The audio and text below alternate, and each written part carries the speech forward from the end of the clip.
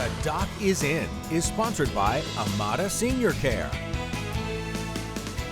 Fox 56 News Chief Medical Contributor Dr. Ryan Stanton is with us in studio. This morning he's focusing on a recent study surrounding cervical cancer.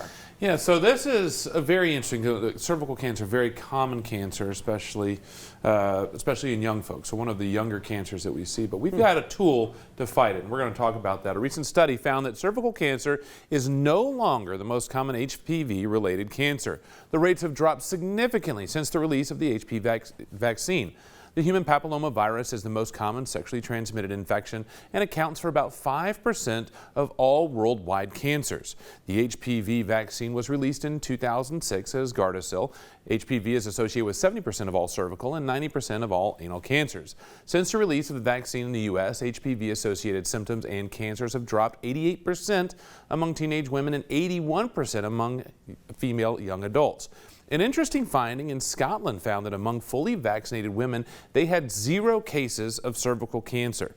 Since the release of the vaccine, the FDA has expanded approval to men and adults. The problem is that the vaccine must be given prior to exposure to the strains of HPV that increase the cancer risk. Thus, it's strongly recommended that teenagers get the vaccine at age 11 to 13 even if you think your child will wait to be sexually active until well into adulthood, like most of us parents falsely and hopefully believe.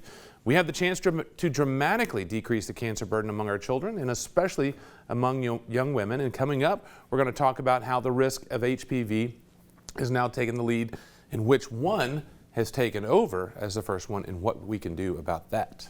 The vaccine, are there any side effects, or when you first get it, do you feel it like, the COVID one, for example? That gives you a pretty big punch. No, not really. This one is one that's relatively benign. I mean, there's risks of any type of vaccine, tiny risk. But if you look at the risk associated with 5% of the worldwide cancer burden and the fact that we can basically eradicate it moving forward is going to be a huge impact. So it's weighing that.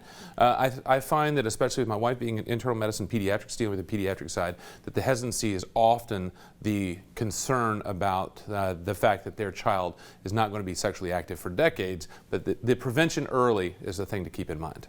All right, well, thank you, Doc. I'm interested in learning more at the end of the hour about this conversation. We'll be right back after the break. You're watching Fox 56 News.